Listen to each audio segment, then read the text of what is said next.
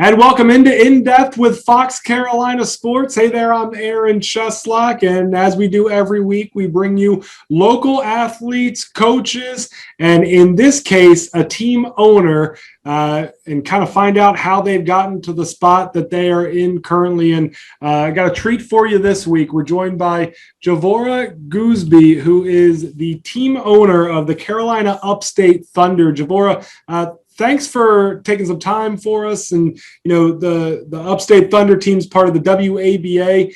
Do me a favor, and just for folks that aren't familiar with the league, familiar with the team, I know that it's still pretty new. Just fill everybody in on what this league is compared to the WNBA and when this team started. Yes, thanks for having me, Aaron. Yes, the WABA is the league that the Lady Carolina Upstate Thunder is a part of. And this league is something like the D League of the NBA. We are the sister team of all the WNBA teams. Actually, we also help overseas as well. So we send players overseas, look at our teams and the WNBA. So we're kind of that bridge in between. So when you look at the growth of women's basketball as a whole, obviously at the college level, we've seen really the past 6-7 months when the NCAA tournament happened, there were a couple of viral moments where the discrepancies between, or the differences, I should say, between the men's and women's tournament were kind of put out there. But I think women's basketball as a whole is gaining popularity. We see it in the WNBA TV numbers. This year's WNBA March Madness tournament was absolutely sensational. So many great games that, to be honest with you, it's hard to pinpoint one, but certainly the Elite Eight every single game seemed like it was a knockdown, drag out fight there. In your experience as a former player yourself, and again, we'll touch on that in just a few minutes here, but how have you seen the women's game grow over the past 10, 20 years? Oh, absolutely. It's growth in the sport itself. Where it's kind of like a roller coaster sometimes for us seeing the women's take off. Men just happen to have that, support and have its fan base is way greater than the women's. But now I think the women have gained their respect on and off the court now. So I think we're being more, I think it's more popular now. What made you want to get into the basketball industry? Again, you're a former player, and we'll touch on your backstory here again in just a second. But it's a pretty big leap to start up a franchise. What was the reason behind it, and what were some of the hurdles you had to jump through to get to this point? The reason why I wanted to start this lead in general, just as you spoke on me playing myself and having basketball experience and even coaching, I just felt that it was needed. I feel like our platform, we can do more on this platform. So I decided to start this lead, and hoping that it jumps off and hoping that I have the support behind me. The hurdles that I had to jump to start this league was various hurdles. Just trying to just starting something new. I mean, you have all kind of financial things that come up, but for the most part, I've been successful at that. So just needing support and fans now, and help us Carolina Upstate Thunders be successful. So, Jervorah, the show's called In Depth with Fox Carolina Sports. I want to get a little bit into your backstory here. You graduated from Ware Shoals High in 1999. You played college ball at Belmont Abbey College with multiple conference accolades. Ware Shoals isn't the biggest school in the world. What was your experience as far as being a dominant player in high school, but at a smaller school trying to get some looks at college teams? That's correct. Come from a small town where it shows, and it was not a hard thing. I came up and I played AAU ball with some of the best athletes around in South Carolina, and got their exposure. So competition in the 1A, it's kind of, it wasn't as hard as it was in the 4A, but I played with those girls too. But I got my scholarship just from playing AAU, and word of mouth, and my talent just took me there, Aaron. So when we talk about your Belmont Abbey career, multiple conference accolades in the college ranks, what's the one that kind of stands out? The thing that, you know, when you're bragging to your friends, your family members, you know, whatever, what's the thing that you hang your hat on there? At Belmont Abbey was a good school, had good experience, but just mainly my defense. I broke records, major records on steals at Belmont Abbey. So is that the kind of basketball you prefer, kind of that pesky defender, the guy that every other team loves to hate, right? That's it. They put me on that best player, Aaron. I love it. I love it. When you so you leave Belmont Abbey, you go into the coaching ranks. I know you had a stint at both Ware Shoals, your alma mater, and at Malden High. What was the decision to go into coaching, and why did you decide to get out of it? The reason going into it, I felt like, you know, I could help athletes gain that, you know, ground and abilities to play on another level. But then later, as I got into it, it's just, you know, everybody's just not a coach, you know, Aaron, and I experienced that. I'm a player, and I don't think that I'm a great coach. So with that being said, I decided to step down from that and gain on another ability, which is now I'm still on that same thing, helping athletes do what I do now. So I prefer this role and not coaching.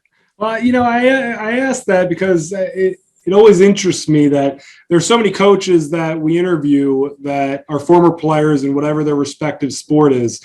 And for the most part, they're usually pretty good, right? Or else what are the credentials to get on the coaching job? But the common denominator, regardless of sport, seems to be that, you know, it's much harder to dictate to your players what they should be doing than to just go out there and actually do that. Is that part of the your time in coaching that was frustrating to you, or was that a hurdle? Yeah, yeah, Aaron. It's like at this time, it's like the athletes have changed. They're just not the same, and some things on the court you just can't teach. You just have to have it. And I felt like the players on that level kind of depreciated a little bit from where I came from and where we were going. And I just think that was the difference for me. What was the number one thing you learned? I mean, you've been playing basketball for more than a decade at that point, right? Competitively. So you know the game inside and out. You just bragged on how good of a defender you are. So two-way player we're talking about here. What's the thing you learned while standing on the sidelines that you couldn't really understand as a player until you were on the outside? Maybe not outside looking in is the right term, but off the court looking at a team. Something from the outside that you kind of learn. You see the whole floor. It's just not your position at hand and things that you can do. So you kind of learn everyone's position, and I think I learned that now by being here. It's just not focused on one thing. It's all, you know, all in one when you look at the bigger picture. So I think that's the biggest part. Just don't isolate for one position. I think that you should branch out to other positions as well. And then therefore you come together, and that's how it actually comes together to bring you that win or learn from that loss, you know? So, you know, it's impossible to talk really any aspect of life these days, but certainly when we're talking about athletics over the last 15, 18 months to talk about the impact of COVID. And I know that is this going to be the first season you guys actually play, even though you were a franchise last year? Yes. What had happened, we were part of another league, the WPBA, before this league, and we never did play because of, as you said, the COVID was a big effect on that. So that league just disappeared. So I went out, research, and that's how I came a part of the WABA league. And this is where I am, and this is the first season of the WABA league and the first season of Carolina Upstate. So what are some of the butterflies going on here? I know, the season's tipping off on July 24th, so it's right around the corner. There's got to be some nerves going for you because there's so much out of your control. And as a player, as a coach, you're used to having everything, right in front of you. How you feeling going into it? Yeah, I do have butterflies. It's like that first game, I need a steal before I can break that nervousness. And then I'm all right. But yeah, it's a lot of planning behind this, and trying to get everything out there and marketing and hope it comes together at the end. But no doubt, I think that we will have the support that we need behind us. Yeah, for me, I was the sixth, seventh guy off the bench. So the game didn't really start for me until I had 2 fouls, and usually that only took a couple minutes to accrue those. So that's okay too. Yeah, there always needs to be a guy or a girl like me that just kind of enforces in the paint a little bit, and then hits that jumper when no one's watching, right? 30 plus teams from around the country, and you guys are starting a franchise here. The competition looks like it's going to be pretty steep. And, as you mentioned, there are so many opportunities for professional basketball. And on the men's side, you see the NBA, you see the G League, and then all these guys from college that are going overseas now to kind of start their professional career. There are different avenues. So it makes sense that as the women's game continues to grow, that there would be more avenues to play professionally as well. What's the response been? Because, obviously, I know from covering sports here in the upstate of South Carolina, the amount of top women's basketball players we have coming out of the high school ranks. Certainly South Carolina, the University of South Carolina has been a dominant program under Dawn Staley, and then so many other women's programs collegiately around the upstate. I imagine that the response has been pretty strong right out the gate. Absolutely. Those are the schools, and we want to keep, our own players within. So just trying to get those players, because once again, we're starting our season in July. Normally that's not the time, because of the pandemic, everything kind of pushed back, because those players who were overseas, their time got pushed. So we got a late start here. So normally, we wait on those players to come back to the States, and they join us, and we're kind of that team to where we take those players and they're working out. They're still getting play here. They're getting the training here, and then they kind of go back. So it's kind of, we're helping them. They're helping us grow. They bring their fans here with us, and they go back. So the fan base never stops. So that's why I said it's kind of a bridge between all of us, kind of helping each other. So I know that you're officially out of the coaching game now. You're the front office boss that everyone's kind of scared of when you walk down the hallway. I'm curious, the staff that you hired for this expansion team, I guess is what we should call it. Tell us a little bit about the staff and the style of play that they bring. Yeah, so coaching this team, we'll start off with the head coach. That is Temple Elmore. Temple,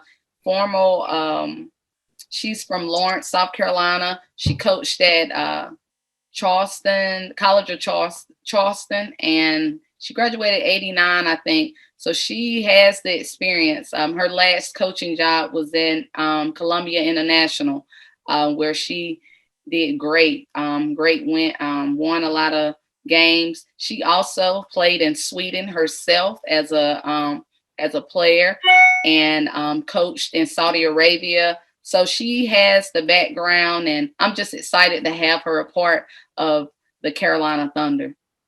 When you look at, obviously you're not, I don't know this, I guess, maybe you'll sit in the arena, but I assume you're not going to be courtside while they're playing. What are some of the things that you want to see from your team game in, game out, the core values that former Coach Goosby looks for in a ball club? Right. I want to see the community out and being involved, becoming our fan base. I want to see the youth involved in coming in groups and supporting our Lady Carolina Thunders. And I want to get them involved in formal dance teams, have a halftime show. I want it to be fun. I want it to be a fun experience for everyone. I welcome everyone, and I want the basketball live to be back in the Carolinas. Do you think it means a little bit more to you being from the upstate, playing at such a small school, and experiencing those challenges of getting your name recognized, to have these women come onto this team and just give them an extra chance to get some eyeballs noticing their game and perhaps end up taking it to the next level? I'd assume that means just a little bit more to you being from this area. Absolutely. Always it's good for women to support each other on and off the floor. So with these ladies coming from various universities and colleges, just giving them another opportunity to play the game that they once loved, giving them another chance, whether they go overseas, whether they get a chance in a WNBA tryouts. That's just giving them hope, and that's one thing that I love to do, is just give opportunity to others. Where are home games going to be played? The home games will be at Legacy Early College. And I think they're a basketball school anyway, so I think a lot of people know where that's at. But if you don't, it is at 753, and that's Brumlett Road, Greenville, South Carolina. So obviously, as we get set to wrap up here, there's high hopes for this league taking off, certainly for the team. What are some of the details you can give to fans wanting to come out to a ball game, maybe buying more than one game to try to support the team? Where can they find more information? Any other details that you'd like to share? Absolutely. So before the season start, we're having our last exhibition game, June the 27th at 3:30, and that will be in Piedmont, South Carolina at D1 Training, and that's 100 Power Boulevard in Piedmont. We'll host our last exhibition game there before the season start. Then the season starts July the 24th. That's our first game at 4:30. We kind of host that game, and we'll be playing Gastonia Greyhounds, and that's a 4:30 game. We'll have vendors there and serving, at the concession stand and having a halftime show for you guys. So kind of come in, and anything for as you want to become a sponsor or partner with us, you can always contact Christy Blackwell. She's the admin with Carolina Upstate Thunder, and her email is cmblack.carolinaupstatethunder@gmail.com. Right. And also, okay. Go ahead. No, you're good. Keep going. Okay.